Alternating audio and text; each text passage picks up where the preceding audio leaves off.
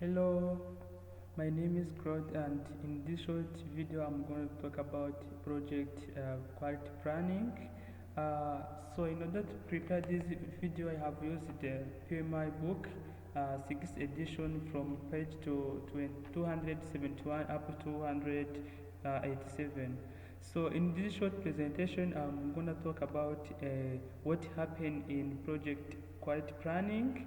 On the second question, I will talk about some inputs, tools, and techniques and output of this process.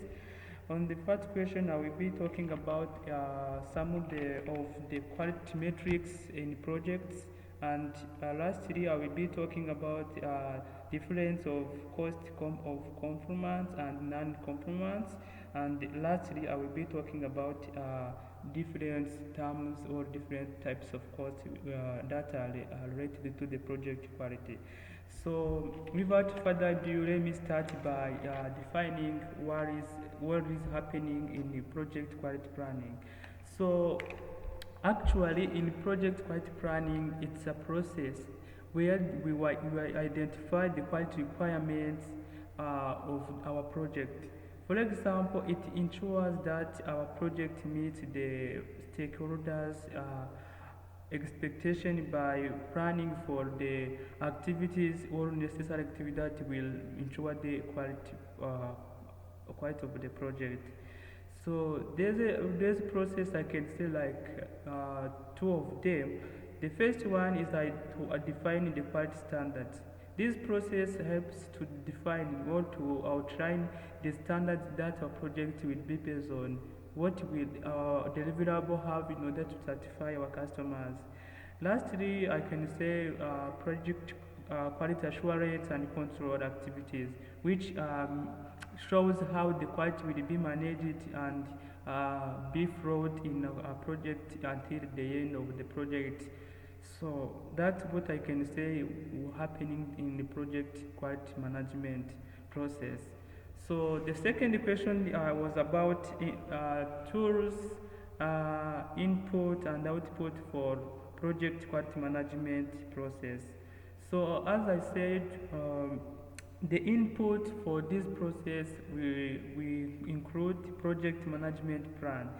This is a detailed plan which, for example, include risk management plan, scope management plan, risk quality management. It's a detailed document which gives the overview of project.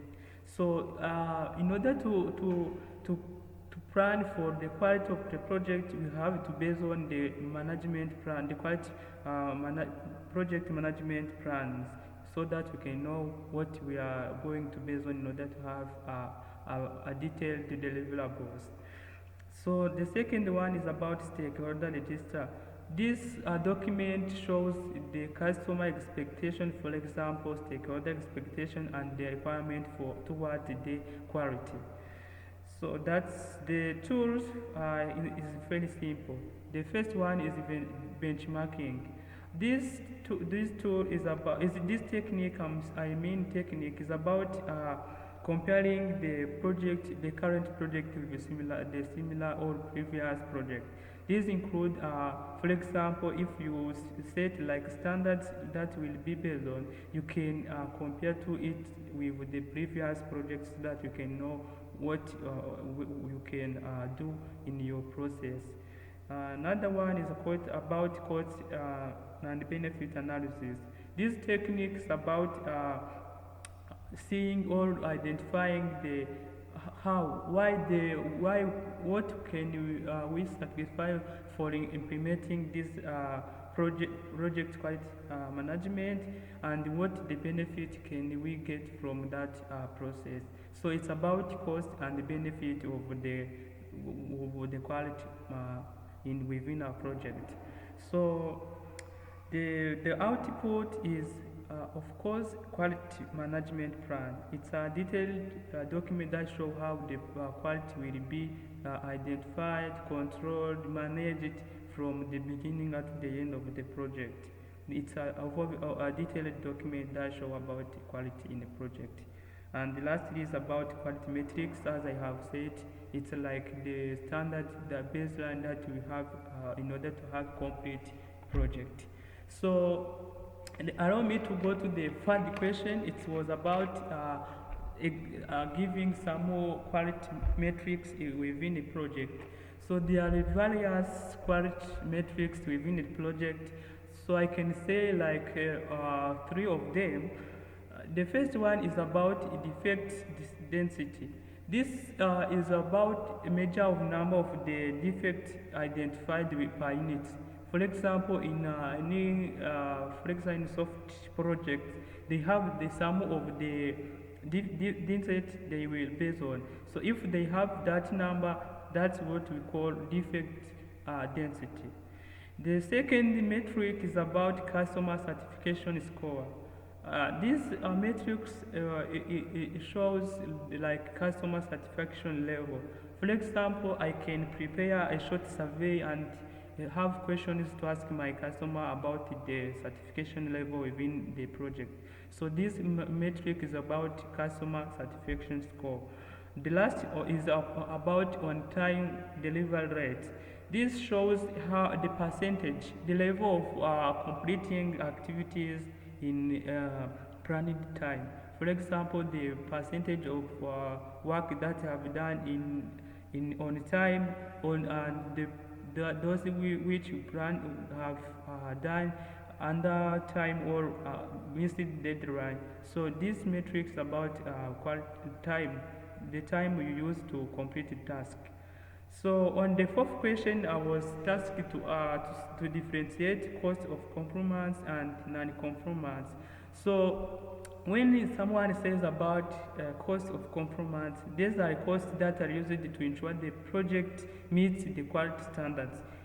Remember in the first question I was talking about the standards to meet qualities within the project. So the costs that are used to ensure that the quality within project, these are called the cost of conformance. In other, for example, investing in training to ensure the follow-up process, these costs are called cost of conformance. Last is about non-conformance. These are costs that are used when the project fails to meet quality standards. For example, if I spent much money to fix the defects quality, the defect product, these costs are called cost of non-conformance.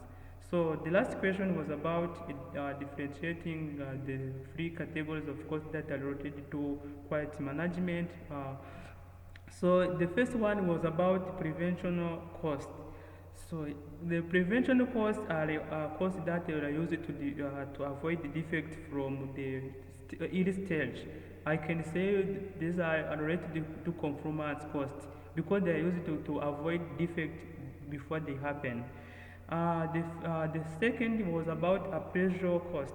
Appraisal cost, these are costs associated with measuring and monitoring of deliverables. For example, the money spent for inspection of deliverables, we can classify them as appraisal cost. The last one is about failure cost. The failure costs are costs that are incurred or used due to the failure of project to meet customer satisfaction or to meet quality standards. For example, I can say legal issues, the costs that are spent on the legal issues, non-external factors like rework, like there's costs that a business or the project manager spend for for the thing that due to the defect or due to the failure of project to meet the quality standard, that's what we call the fail cost, as the name implies. So thank you. This is what I have on the table. I thank you for your attention.